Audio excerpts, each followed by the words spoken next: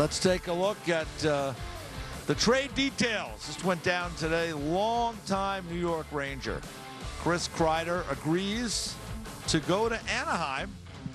And there's an exchange of picks as well. And Kerry Terrance ends up coming to the New York Rangers. He's part of Team USA at the World Juniors, a gold medalist. So somebody with some upside, former first-round pick. So we'll see what opportunity he gets in New York. And you can see the Ducks take on the entire AAV, $6.5 million. And to talk about it now is our buddy Dave Pagnotta from the fourthperiod.com. And what do you make of this one?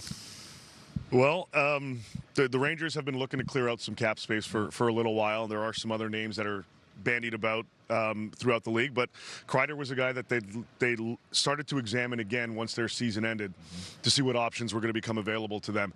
Anaheim, a number of teams were also engaged, trying to make something happen here. The Ducks were on his no-trade list, so he had to sign off on this one. But, you know, this is, again, something that the Rangers have been trying to pull off for a little while. From the Ducks' perspective, they gain a guy that they feel can rebound after, you know, injury-plagued season, a little bit of a down year for him overall. But they're on the upswing, the Ducks are. They want to add to their roster. They're not done. They're going to add more pieces. They're going to try to add more pieces. And they feel that they can bring in a guy like Kreider that can revive himself a little bit. You saw the amount of goals that he scored in franchise history for the Rangers. Big fan favorite that they're losing, but you know, more changes to come. Time marches on. Rangers are not afraid to trade fan favorites, it seems, throughout their history. But, Dave, I wanted to ask you, you mentioned there were some other teams interested. Yeah. I was a little surprised that they actually got something of value in return, a decent prospect plus a third-round pick. Kreider, to me, I think he's still got something left if he's healthy, so I think he can be a good player. But he was a distressed asset coming off a down year, probably value as low as it's ever been. I thought it was going to be a straight cap dump. So do you think that there are other teams that were legitimately interested? And what do you think of the return? Yeah, I think there were, and I think everybody understood that because, and the Rangers made it clear that you're taking on the full 6.5. That as well, yeah. So that factored into the return. Yeah. So they're getting a bit of a better return because, you know, okay, we've got to eat this. We're not asking the Rangers to retain anything on it. So from a talent perspective, and look, the Rangers believe as well, you know, he could rebound next season. Can he get back to 30-goal form? Can he be a 30-70 kind of guy in that vicinity?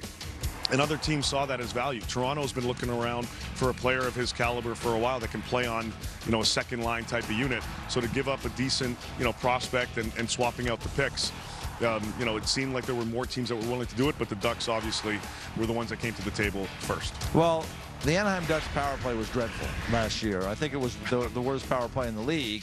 And Chris Kreider, if nothing else, as you can see there, he could score on the power play. Yeah. I mean, he's a great guy around the net. Corey, you probably had to deal with tipping pucks in front of you, right? He's not easy. He can get in your way, and he's got just good hands around the net. So for the Ducks, it makes sense in that regard. They give up Terrance. Is that just a situation they have so many young players that they just decide, you know, we don't have room for all these young kids, so we want to be a part of our group? Yeah, I mean, eventually you got to start moving out some pieces. You hold on to some guys too long, you know, they don't pan out. Their trade value was higher, you know, a few years back. When you've got a full cupboard, you can afford to give out a few extra pieces if it means helping out your team right away. So, and the other thing with Kreider as well, with this young nucleus that they have in Anaheim, he's a room guy. So he's going to help. He's going to help some of those younger kids along the way mature into, you know, true NHL athletes. I want to ask you a bigger picture question, Dave. That I think with the cap going up the next 3 years, I think there's going to be so much money in the system and not enough good players to spend it on.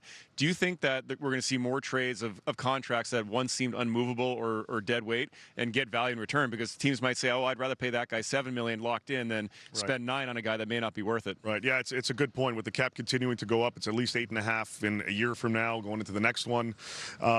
You know, some of these teams that are fishing around are going to look and say, yeah, some of these contracts make a little bit more sense now. So I might as well go in this direction versus, you know, free agency, for example, and having to pay a bit of a premium for some of the other guys that are out there. The other thing this is going to do is, from a cap side of things, is help out that mid-tier market. Yeah. The big guys always get their money. Younger kids are on their entry-level deals. The middle guys always seem to get jammed up. That's going to change. We're going to see, I think, this offseason and next season too. You know, the last thing I would say about this is for the Ducks, I mean, they would love to be big players in free agency, right? But at the end of the day, you can't guarantee those guys are going to sign with you. When you make a trade like this, you're guaranteeing you're getting the player in Chris Kreider. So they did get a guy that could come in, a veteran guy, and can help them on the power play. So we'll see. For a couple of years. Yeah, so see if it works out for Joel Quenneville and that group in Anaheim. Let me ask you about what's going on with Sam Bennett, because it seems like with every shift, the price is going to go up. I mean, I've been hearing that he is going to stay in Florida, which would make a lot of sense. I mean, he's been so good here. It's been such a great fit.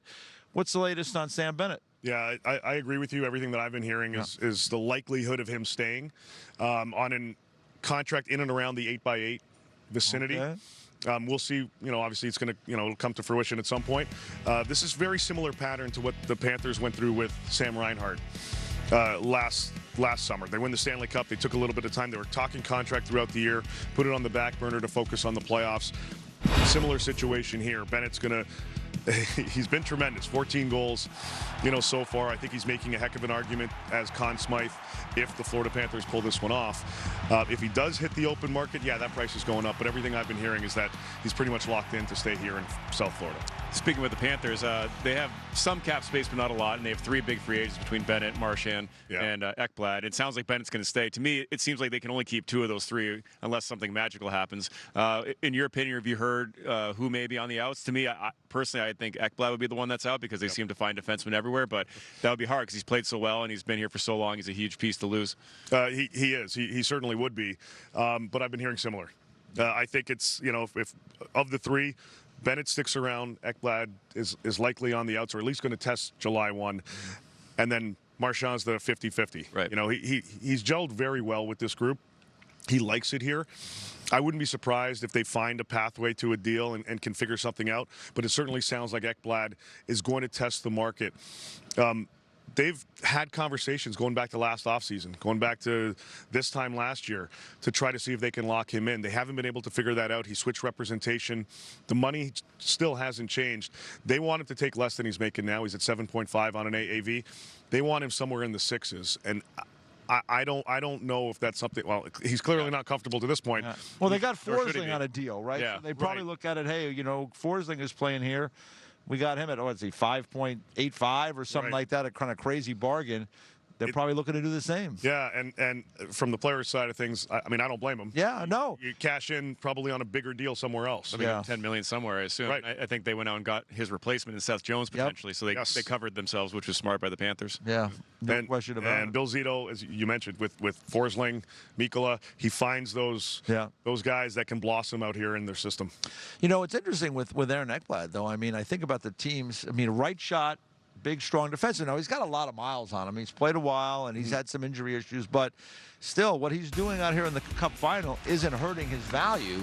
And, the team that is on the other bench might be interested. They could use a right-shot guy. I mean, the Toronto Maple Leafs, another one that comes to mind. There's a bunch. Detroit. So right-shot defensemen that can play in these type of games, I know he's not as fleet as foot as maybe he once was, but could be a valuable asset. It'd be interesting to see what he gets on the market. Yeah, and I think it's smart from his side of things to go in that direction, to at least test it out, see what's available to him, and what may fall into his lap because of that. The right shot guy, that's a big asset. Yeah. That's a big piece that a lot of teams covet. And to have a guy that's got at least one right now Stanley Cup ring going into a room for another team that's in that contender status. We saw the Leafs add a few guys from this club last year, and Oliver Ekman-Larsson being one on the back end. Some teams that are, they feel they're on the cusp of contending, they're going to be very interested in a guy like this. Yeah, I don't think there's any question. So who else are the guys we're thinking of here as we move forward, whether it be trades and we get some guys heading towards free agency? What are some names maybe that we haven't talked about as much? We're going to hear more of Dallas. I know some Dallas news started to pick up this week. Jason Robertson's name is out there, but teams are they're trying to see if he can be available. Yeah. So they're calling Jim Nill. They're seeing what the price tag is. He's at $7.75 into the last year of his contract before he comes in RFA. Definitely a highly coveted piece, but also somebody that Dallas still covets. I think they're going to try different directions to free up cap space. Mason Marchment's name is out there. They're shopping him. Matt Dumba's out there as well on the back end, speaking of right shot. And he's in the final year of his deal, so is Mason Marchment. I think if the preference would be moving out a couple of those guys versus a Jason Robertson.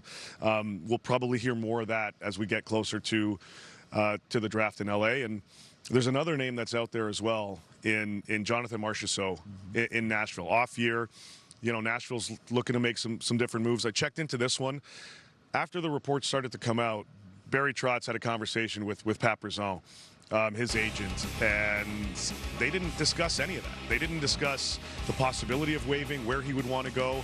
So I think there's some teams may have been asking about him, but I do think that Marchessault's a guy that I think probably stays in Nashville. Unless they're blown away by an offer, and then they'd have to go to him and say, hey, would you consider going here? Again, they had those conversations recently. That wasn't brought up. Yeah, I think it's going to be an interesting trade market because, like you said, there's teams that are in cap crunches that have some really good players in the middle class, the depth, and I think as you're seeing with the Panthers, teams are going to be interested in building out their second and third lines at maybe a discount. Do you think with Dallas, they have really hard decisions to make? I don't think they saw the Rantanen situation happening for them, and they gave a good chunk of change to him. Do you think that they would realistically actually trade Jason Robertson? To me, he's the young part of the core. They have Ben Seguin, who they probably can't move on from. I mean, it just seems unfathomable to me that they would try to get rid of Robertson. If they do, it's going to take one heck of a price. Like, this is going to be a big hockey-type move if they pull this off versus a guy like Marchment, who $4.5 million cap hit. It almost doubles their amount of cap space that they'll have to give them more flexibility.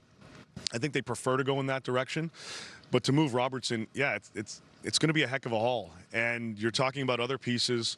You're probably talking about a player coming back on the current roster to maybe round out their mid or bottom six. So you can possibly fill one hole. But at the same time, you're losing such an asset in Robertson. I mean, he was brought up in conversations when they got Rantanen, and Dallas said, forget about it. It's not happening. Yeah. So we'll see kind of where things evolve there. But Jamie Benn's going to take a heck of a lot less to stick around. They're going to have to either keep or replace Matt Duchene, and that won't be easy. They need that extra flexibility. So a guy like Marchment, Dumba, Lyubushkin, also, he's got 2 years left on his contract. Another right shot guy, plays both sides. We could see some movement there, I think, is more likely than Robertson. Again, unless they get totally blown away from another team. And, they need to hire a coach as that well. Too. Yes. That's another piece of the puzzle. Let me ask you what's going on. Have you heard anything on Jonathan Toews and what his plan is? I mean, he's been out of the game for a while. He's worked towards coming back. We've heard the story. He wants to play again. Any idea where he might land? Yeah, those conversations have picked up over the last little bit. He wants to make a decision before the draft. I was told that's his timeline. He wants to figure out where he wants to go by draft time. He started to narrow down some choices earlier this week, and I think they're just going through, him and his agent are now going through and the different options. Winnipeg is certainly still in the mix there. I've heard Colorado. I've heard Toronto. They're going to be contenders, and this is the other thing, too. If he's going to join anybody, he's looking for one of those again. Yeah. So he wants to be a part of a team that can compete for a championship and be an asset that's going to contribute, likely in a 3C role, and then see how things evolve for him. But you can get creative with his contract, low base salary, add some incentives as part of bonuses, and probably work it out in that fashion. A lot of interest in him. As I said, narrowing down his options, and he'll probably take the next 10 to 15 days to figure it out before making a decision. And I was going to follow up. You sort of mentioned it there. Do you think he's looking at a one-year incentive-laden deal, or will a team give him multiple years just to make sure they can acquire him and have him on their team? Yeah, I mean, look, if he can get a couple years on his deal, I think bonus structure is going to be worked out regardless. But if he can come in and goes to an environment he's comfortable with and has a little bit of extra stability, I'm sure that would be of interest to him, certainly. I think it might go in the one-year range, but if Toronto pulls off a 2-year offer, or Winnipeg or somebody, and he feels that they can, chase a championship, I think that would certainly be part of the consideration. Yeah, I'll tell you what, I'm a big fan of Jonathan Toews, but I'd be hard pressed to go more than 1 year. I don't know how you evaluate him right now. Yeah, that's exactly right. I'd have to see him, and the thing to keep in mind, even if he signs with a team where maybe there's not a Stanley Cup situation in that moment. Right. If he performs well during the year, he could become a trade asset for somebody looking for a player like that if he performs well. So I think there's a lot of options here for him, but it'll be interesting. I'm just glad to see him come back and play. Incredible. Obviously one of the terrific players in the National Hockey League. So we'll see what happens.